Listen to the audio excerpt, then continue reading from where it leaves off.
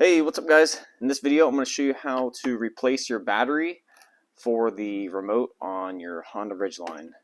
So first thing we're going to do is we're going to slide out the key by taking this little tab right here and pushing it over to the side and then pulling out on the key.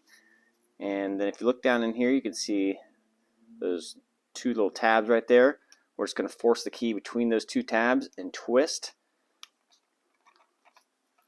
And when you do that, you pop the shell kind of halfway loose and you can just pull it apart.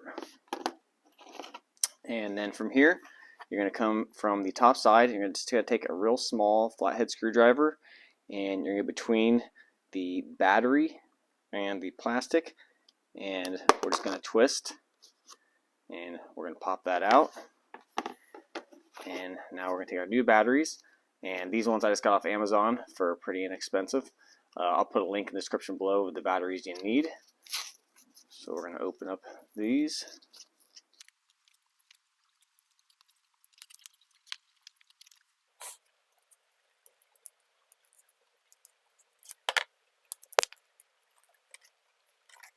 And then the part that says Duracell on the top, that is going to be facing out.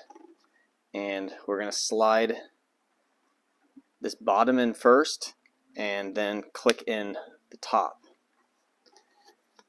And then we're going to put the case back together, and you're going to overlap the top of the case first. So make sure that lines up and overlap that, and then press the rest of the case together and make sure it all clicks in, and then go ahead and slide your key back in, and we're done. That's how you replace your battery. Thanks for watching.